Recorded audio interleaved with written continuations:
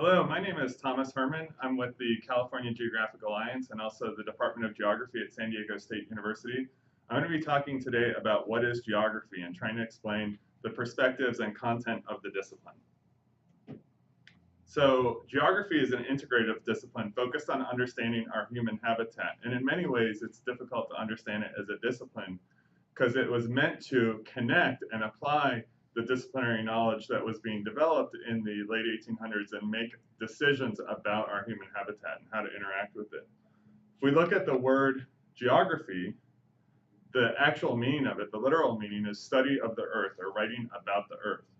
And it was first used back in Greek times by Ptolemy and other writers, and talking about geography as the representation of the world together with the phenomena that are contained within the earth. And this diagram here is something that was developed by National Geographic Society to help people understand the content and perspectives of geography. So let's take a closer look at that diagram. So geography is often described as a spatial science. Geographers look at the world in spatial terms, just like historians look at the world in time sequence, in time order. So the first perspective here is geographers looking at the world in spatial terms. But that's essentially a perspective. It's not a content, although we can talk about location, we can talk about where things are on the Earth's surface, but we're really interested in the phenomena that are occurring on the Earth's surface, whether those are physical, natural phenomena, or human-created phenomena. So some of the things geographers look at are culture systems and cultural practices, political systems, political boundaries, the way we organize space into political units and exercise power over territory. We look at economic trade and economic relationships, how resources are converted into value and how people sustain themselves with those resources. We look at historical events, again, in a spatial perspective, looking at where things played out, how location and how the characteristics of the environment affected historical events. And then we also look at ecology, how systems regenerate and sustain themselves, and the kind of substrate, the surface of the earth, the geology of it. So here we have our geographer looking at the world. These different content areas are very important, but one of the things that geographers do that's very important is they think about things in terms of scale. And so kind of on either end of the spectrum of scale, we have the very, very local scale of the human body, this person here who moves through the world and has experiences and thinks about and perceives the world. And then we have a global, kind of the largest, most broad spatial context, a global scale. And geographers look at events at different scales and how those scales interact, how the personal interacts with the local, how the local interacts with the regional, and the regional with the global, but also sometimes jumping across those scale layers. So this person here, they have their own personal space. They have a local environment, maybe a neighborhood environment where they live and interact with people on an everyday basis. They're part of a larger region that could be a metropolitan area, a state, could even be a country, but an area beyond the people that this observer interacts with daily that still affect their everyday experience and shape part of who they understand themselves to be. And then kind of on the outer layer, we have a global scale, how things come together and interact even at a kind of greater distance, how people on opposite sides of the globe could be connected through economy, through cultural practices, and communications. Okay, so let's think about, again, we're emphasizing not the content area, but the perspectives, the spatial perspectives that geographers bring to bear on many, many content areas. And for geographers, we call these subdisciplinary areas. So thinking about the content for a minute and not the perspectives, geography tends to be broken down into two major areas, physical geography and human geography. We can think of physical geography as the earth without people. What is happening to produce the habitats, the landforms, the geographic features that are part of the natural environment. So within physical geography, we might focus on biogeography, the distribution of plants and animals, and their environmental requirements. You might think of geomorphology, the processes that produce landforms, river valleys, coastlines, things like that. Climatology, weather systems, or oceanography, and the circulation of water and life in the oceans, which is, of course, a very big part of our Earth. Physical geography, we might think of as the science of understanding the environment that we as humans find ourselves in. We, in many ways, are trying to understand and kind of crack the code of nature to understand not only how to take advantage of the resources that the earth provides, but how to do so in a way that's sustainable and will allow us to continue to benefit from that natural environment going into the future. In K-12 education, we often think of geography as a social science. And that's true. Part of geography is a social science. So we've talked about physical geography. The other half, or not to make it equal parts, but the other portion of geography is human geography, where we're really looking at the human processes, activities, and systems that take place on the Earth's surface, really thinking about how people relate to their environment, how they change their environment, how they understand and perceive their environment. So human geographers think about things like, again, you've seen some of these in the diagram, the rainbow diagram, cultural systems, political and economic systems, the relationships that are created within those political and economic systems across space, and how those define particular places on the Earth's surface. And we'll talk more about the definition of those terms, space and place, in a second. We might think about social geography, how our social organization is related to and affects the way we understand the world and organize ourselves and our activities in space. It's very important to think about perception, what we think about the places, our awareness places. You might think about scary or attractive places, but also our cognition, our ability to understand the complex spatial environments in which we live. So cognition might address things like wayfinding, map reading. And we can also think about place studies. Places are like characters in a novel. They have a history. They have kind of connections to events. They have factors that have shaped them and have created an identity that people kind of commonly recognize. And so places are a really interesting part of human geography. So where I said physical geography is a little bit like a code that we're trying to understand about the way in which the Earth presents opportunities and resources to us. In many ways, I think of human geography as a code that we're writing. And so as in geographic study, we can understand the values, the motivations, the intended outcomes of human beings by looking at the ways in which they've changed their environment and created places and created relationships across space. Okay, so that's the content. And when geographers look at those issues, they do it in a certain way. They bring perspectives. So for example, geographers, we often think about the most important question in geography being a location question. Where are things located? We think about maps. But that's really not what geography is good at doing. Of course, location is an important component, but geography really excels at understanding systems and interconnections and processes that generate spatial relationships, patterns on the landscape, and characteristics of places. So that's a very important perspective that geographers bring, a kind of systems process focus. Of course, we do, as I mentioned, focus on expressions of location, things like distribution and pattern of phenomena on the Earth's surface. We might look at the distribution of a particular species and understand the habitat requirements of that species, or the threats that are affecting the distribution of that species. Or we might also look at the distribution of a particular religion and understand the processes that help that religion diffuse into new areas. We also look at things like movement, change, interaction. We are mobile beings, and a lot of the things that are important to us as humans are also mobile on the Earth's surface. So what causes things to move? How does that movement affect relationships? We also look at things like effects of distance. This is another aspect of looking at location, but looking at the relationship between objects or between events that happen on the Earth. So we look at things like distance, scale, place, and region, and how those affect the way we understand and relate to our environments.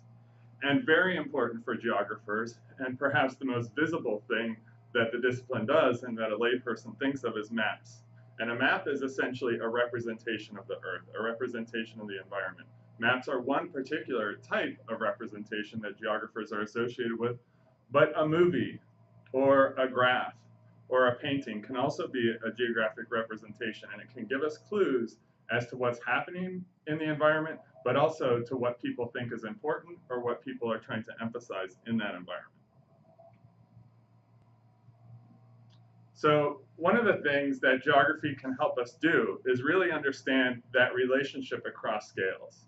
How is a person simultaneously carving their own individual path through life and having a very personalized experience, but also part of a global network of people and activities and relationships. So I want to introduce this person, who is Waldo Tobler, an eminent geographer, who is as close as geography has to an Isaac Newton. And I say that because Waldo Tobler is associated with the first law of geography, which turns out to be the primary law of geography. So let's explore what made Tobler say, hey, let's go ahead and advance a first law of geography. So Waldo Tobler recognized that everything that is happening on the Earth or in the atmosphere is related to everything else in some way or another. So this is a really important kind of push towards global studies and keeping the global scale, the global context present, even when we're thinking about very localized issues. You might hear people use the term glocal to talk about the kind of conflation of global and local, and the fact that our local actions actually have global implications, such as what we choose to eat, the types of energy sources that we use, and how we relate to the other plants and animals in our environment. But there's an important caveat. Distance matters. Place matters. So near things are more related than distant things. Very simple way of thinking about the world. Those things that are close to you are more important than those things that are far away. And we can think about this distance in absolute terms, miles or kilometers, across ecoregions or continents, but we can also think about space and distance as something that's mediated by technology, by communications. So for example, a New Yorker who moves to Hawaii might feel like Manhattan is closer to them than the town just down the road that they don't feel like they know much about. And they might keep that closeness by reading the newspaper from their hometown, the New York Times, by talking to people in their hometown on the phone or connecting with them via email.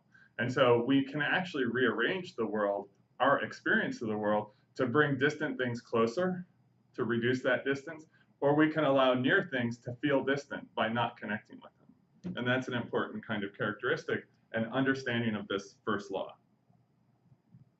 So one of the things we've been doing with the California Geographic Alliance, and I believe all the geographic alliances are doing, is working closely with social studies teachers to understand geography. We have a challenge in that geography hasn't been given the same priority or the same emphasis as history, which is kind of the dominant discipline within social sciences. So we're constantly challenging teachers to think beyond the historical perspective and to incorporate a geographic perspective, a spatial perspective, and across a whole range of topics.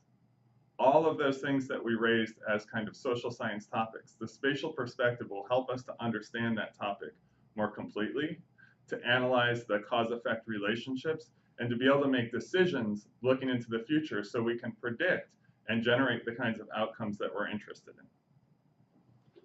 So on the screen are 4 terms that I've used to help social studies teachers engage with geography, to overcome what's essentially a lack of experience.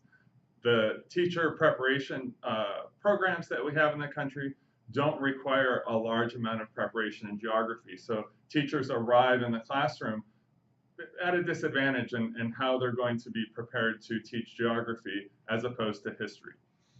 And so we need to help provide some building blocks, some anchors that will help teachers get into this. In the past, we've had the 5 themes of geography, which was a way to help people understand the kind of content and perspectives of geography, and that's a perfectly valid and useful tool.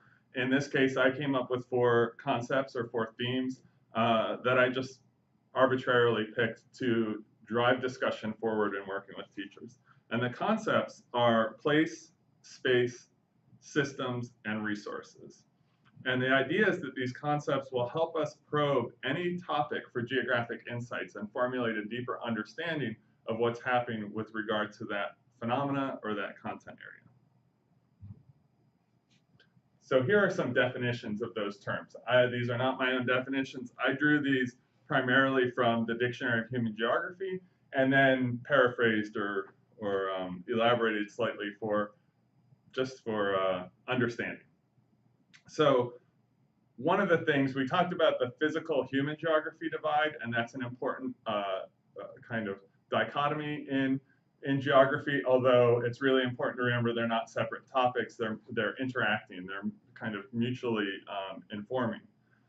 Another dichotomy that's perhaps a false dichotomy that comes up in geography is place versus space. So those are the first two terms we're going to talk about. So in many ways, we can think of place as subjective location. Just like I think I mentioned earlier that places have characteristics like a character in a novel. They have a history, they have a specific kind of identity that people recognize. Even though people may have different relationships with the place, they may understand common features, common historical elements, so that we can say something like a person behaved like a New Yorker, the way they talked or communicated, their pace with which they went through the day, or a Southerner, or a person from the big city or a small town. These things have meaning because places become distinctive, they become differentiated from just kind of generalized space, and people can understand and relate to those particular places.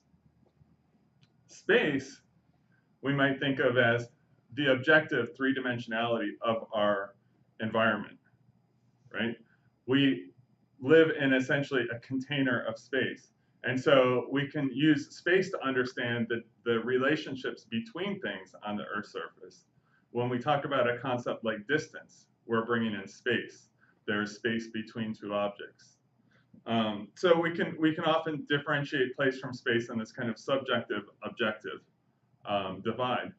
But that's not quite always true because space can take on particular meaning as well. So for example, we can talk about a safe space or an intellectual space, a space that has been imbued with certain significance, even though it doesn't have place characteristics. It doesn't kind of have that historical rooting that places have. And so sometimes I say that, well, space is objective, and it is in fact, if we think in astronomical terms, it's emptiness, it's the absence of things, it's the proportions to the world. But also, we can think of space as built up of relationships. So distance is one relationship, but we may also have space that includes tension or cooperation or support, and so that space can facilitate certain kinds of activities. It can reinforce relationships. Think about the space of a classroom or the space of a cathedral and how that space is designed, or the building is designed to create a space that reinforces the purpose of that location. Okay, so that's place and space. Let's talk about systems. Systems, as I mentioned earlier, is something that geographers pay a lot of attention to. How do these different elements in our environment interact? What kinds of ongoing, reinforcing, self-sustaining systems exist? So we can think about how groups of elements are organized such that they become interdependent or in some kind of productive relationship with each other. And so the function of that system could be something like species survival or reproduction, but it could be also sustainability of the system itself. So systems are very important. We think about economic systems, we think about political systems. Within those systems, they generate spatial relationships. So I said space is made up of relationships. Those systems that we can look at, they actually produce spaces. And that's really an important thing. So for example, the democratic government of the United States produces a space within this nation that reinforces democratic principles, or at least that's the intention. So that's systems. Let's talk about resources. Resources is a concept we often use to denote things of value, things that we can tap into and convert to some kind of positive outcome or benefit for humans. So those benefits might be satisfaction, wealth, strength. It might be, overcoming some environmental challenge. So a resource is something that's of value to us. But resources attain value within a system, oftentimes. So we can think about right now our push towards sustainable energy in the United States and how the development of newer and more powerful batteries changes the types of resources that we're looking for in the earth. So from things like coal and oil and natural gas to things like coltan that go into batteries for electric cars. That suddenly shifts something that had been just part of the earth that nobody had a particular interest in suddenly becomes valuable. The space rearranges around that resource. Different kinds of political, economic, and social relationships develop as that resource's value is identified and increases. Okay, so we've introduced some concepts or some themes in geography. Again, those aren't definitive. There are other ways we could look at themes. For example, I didn't really bring in representations of the earth in those 4 themes, and that's certainly important to geography. But to get social studies teachers thinking about those themes and to get them incorporating geography into inquiry-based instruction, which is something that the C3 framework is pushing us towards, and I think very productively. It's a great place for education to be going. But how do we operationalize those concepts within an inquiry framework? How do we take topics and apply a geographic perspective to understand those topics more deeply? And so working with some teachers, we just picked 2 topics to kind of approach through these lenses or through these themes of geography. And in this case, we took the presidential election and the Cubs' victory in the World Series as 2 just kind of current event topics that people were thinking about. We knew people would have some understanding of these events, and we'd say, okay, well, how would we approach these events or these topics geographically? So in terms of place, with the presidential election, there's this vocabulary that we use every time we have a presidential election about red states and blue states. What does that mean? Why do we call states red states and blue states? Where is there a particular geographic location that is associated with being red or blue? Coastal versus kind of more continental locations within the United States. It's definitely an important factor. But also for an individual, what happens when you feel like you're out of place? You're a red person in a blue state or a blue person in a red state. How does that affect your experience? In the terms of the Cubs winning the World Series, we can think about certainly the difference between North Side and South Side in Chicago, right? Chicago isn't one big place unified around the Cubs. There's something called the White Sox, and that is important to remember. But we can also think about this particular place, a famous place in American culture, Wrigley Field. How is Wrigley Field elevated to a place that some would refer to as hallowed ground? It's a very distinctive space. It's got the ivy-covered wall in left field. It's got things that we associate, that we understand. We can come up with a picture of Wrigley Field, but also some feelings and some history associated with it. So let's think about space in relation to these topics. So we'll stay on the Cubs for a second. So, and that Wrigley Field, how do they produce that space? And once there is a kind of recognition of Wrigley Field as a significant place, how do people experience the space within the stadium, the space next to the stadium? You know, there's a neighborhood called Wrigleyville. How does that kind of feeling of the importance of Wrigley Field, how does it emanate out into the surrounding areas? How does it produce a space around and inside of that stadium? We can also think about things like in the presidential election, how did the results differ across space? How do we think about the envelope and the restricted space around polling places? Why is that important to our democracy? There's essentially a space around the location where people will vote, where politics, the kind of promotion of candidates or a particular side on an issue is not allowed. What's the importance of providing that space for democracy or for the act of voting? Let's move on to systems. When we talk about the presidential election, systems are very important because it turns out the way in which we elect the president is all dependent on the electoral college system. So how does that ensure, how does it affect representative democracy? How does that system work? How are votes allocated to states on behalf of voters? Thinking about the Cubs in terms of systems, obviously a professional sports team has a kind of a place within a league. They are part of a kind of a business system, a business operation that provides opportunity for that team to play other teams as part of a league. They have a labor market where they recruit players from, where they try to find the players who are going to make them more competitive vis-a-vis those other teams. And that might include farms, in the case of baseball, farm systems, the lower division teams that where they develop talent that eventually move up into the big league team. And finally, if we're thinking about resources, in terms of a baseball team, which are the most important resources? Is it important to have a big fan base or to have the best players? Maybe a really attractive stadium. You can see baseball teams advancing on all of those fronts, strategies on all of those fronts.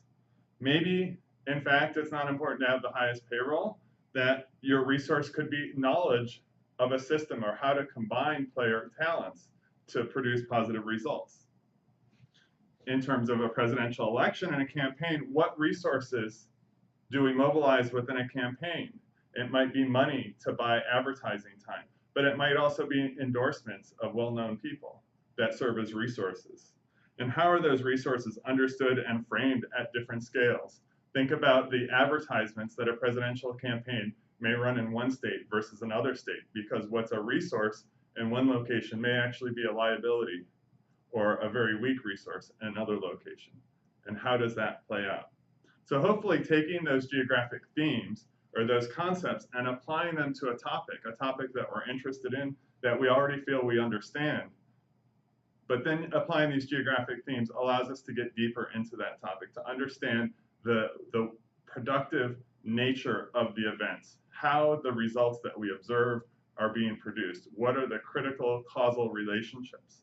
And hopefully geography helps us to address this often used term that those who don't understand history are doomed to repeat it.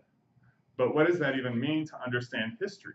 Are you just going to recognize when the pattern is repeating, or are you going to understand the relationships, the factors that cause the sequence of events, and be able to disrupt that and change it? And so in fact, geography can be that kind of lens, that perspective that helps us understand more deeply things that we're interested in, even if we're not thinking of ourselves as a geographer.